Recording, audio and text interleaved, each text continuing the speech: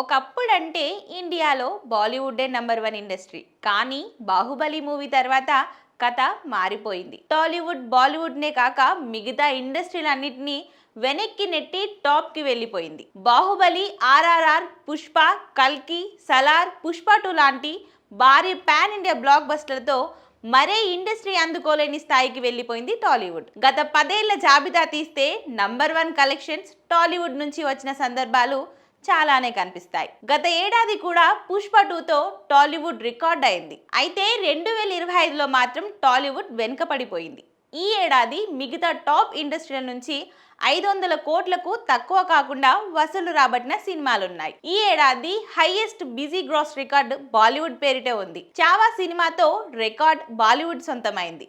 ఆ తర్వాత ఆ చిత్రం 790 కోట్ల దాకా వసూలు రాబట్టింది. సయ్యారా రూపంలో నంబర్ 2 స్థానం కూడా బాలీవుడ్దే.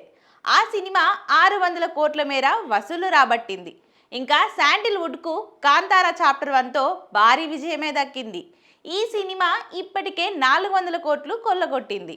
ఈజీగా ఇంకో 200 కోట్లు వసూలు చేసే అవకాశం ఉంది. అంటే శాండిల్వుడ్ కూడా 500 కోట్ల మార్కును దాటబోతున్నట్లే. ఇంకా కోలీవుడ్ కొన్నేళ్ల నుంచి నంబర్ల రేస్లో వెనుకబడినప్పటికీ కూలీ రూపంలో ఆ ఇండస్ట్రీకి కూడా 500 కోట్ల ఘనత దక్కింది.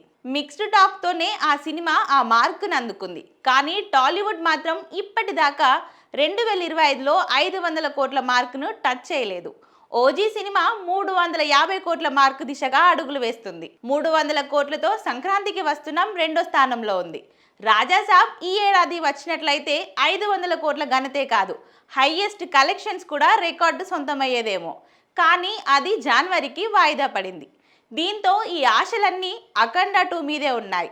ఆ సినిమా అంచనాలను అందుకుంటే పాన్ ఇండియా మ్యాజిక్ వర్కౌట్ అయితే 500 కోట్ల ఘనత సొంతం అవుతుందేమో చూడాలి.